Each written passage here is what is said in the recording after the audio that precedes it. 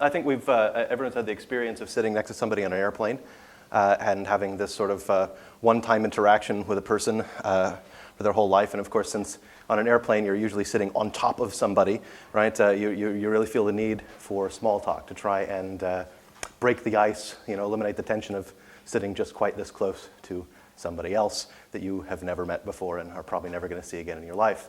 And so standard fare for small talk of this kind is to say, well, what do you do? Okay? And I could say that I'm a philosopher at these times. I usually don't, but I could. It's not that I'm ashamed of it. It's just that it's more amusing to make something up. I usually say that I'm an inventor and that I invented the mechanical chicken separator, right?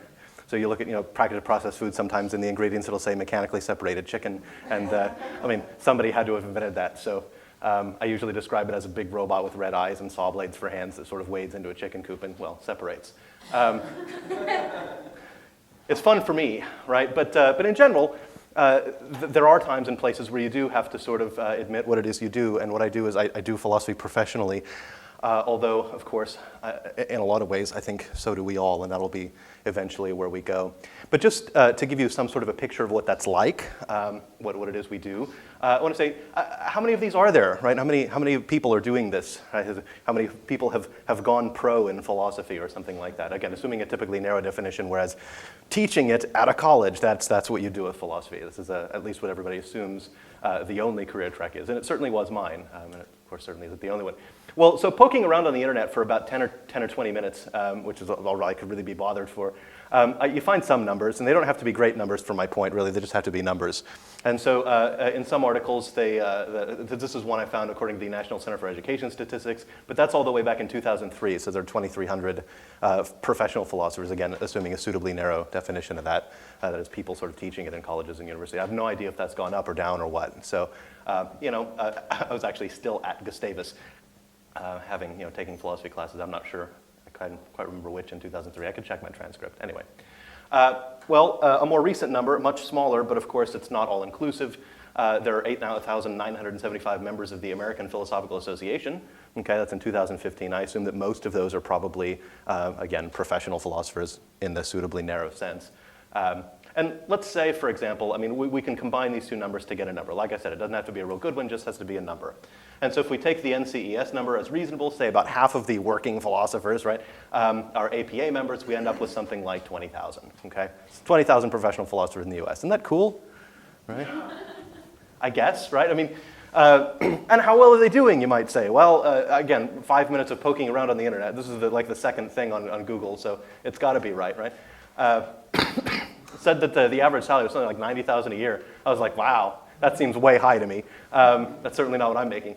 But it probably only counts full-time tenured faculty with certain amounts of experience. That might account for that. But we'll just go with it. Again, I don't really need a good number for this, for the purposes that I'm going to put this to. I just need a number. So there it is, right? 90,000. That sounds good. So isn't that cool, right? We seem to be doing very well, right? Are these numbers good? Are they bad, right? Is that too many philosophers? Is that too few, right? Are they doing too well? What, right? So what kinds of questions do we really have about? What do these numbers tell us? Well, we need some kind of a comparison, okay? And so honestly, I've chosen, I think, a good comparison. We want to make sure we're comparing apples to apples. So let's compare philosophy professionally to another field in which you get to use your head, okay? Where you also have frequent committee meetings. Okay, good, right? And where women are even more underrepresented. Right, there you go. So again, I think apples to apples, we've got it, that's right. So there are actually about 1,700, that's 1,696 to be exact, but there's 1,700 professional football players in the United States.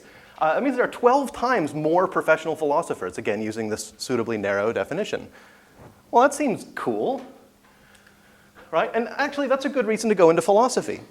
Okay? You have 12 times of a better shot at this than you do at going pro in football.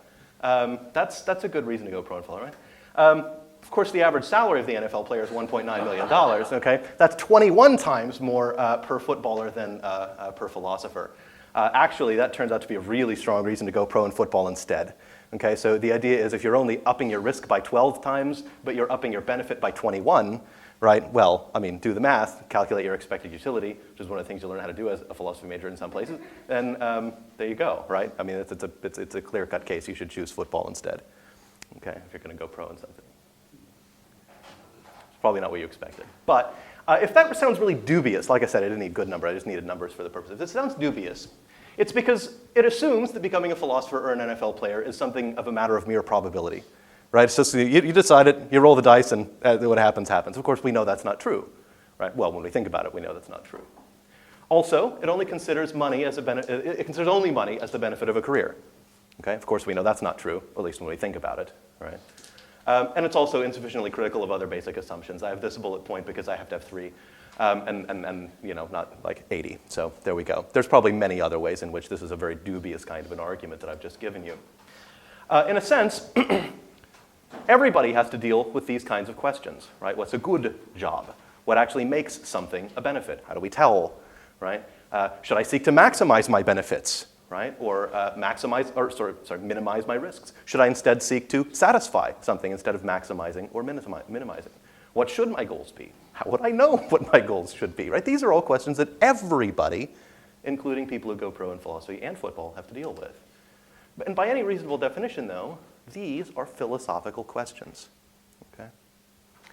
And so the thing that I do, I mean, is philosophy, and there's a perception that philosophy is very much under attack. Okay? And just a little brief thing. Robert Audi from the APA said so, right? He wrote me an email just 2 weeks ago asking for money because philosophy is under attack. How's that for an appeal to authority? I encounter surprise the fact that philosophy is present in community colleges where I currently teach. Like, what do those kids need philosophy for? Well, you need it just as bad as everybody, sometimes worse. And of course, many people think that the only thing you can do with philosophy is teach it. And that's not true. And I think that of all the possible audiences I could have, I think this one understands that better than any. But what I do is to teach philosophy, and so I'm going to teach something here. I'm going to give you an argument that you can use everywhere. This is called a transcendental argument because of its structure. I get the term from a philosopher named Tony Genova, who taught at Kansas University for a long time. And so the idea is that in order for somebody to argue that philosophy is impractical or unnecessary, they have to first specify impractical for what, or unnecessary to what end, okay? And then they have to provide reasons why those purposes or ends are actually the most important ones, okay?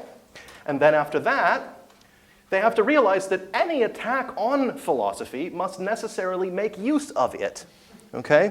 That philosophy is itself an indispensable piece of such an attack. So it's a little bit like trying to give somebody an argument for the failure of reason, okay? It's very much like that. It's a very simple argument, and it's a transcendental argument because it illustrates to somebody that in order to make the kind of challenge they're making, they have to use the very thing that they're challenging.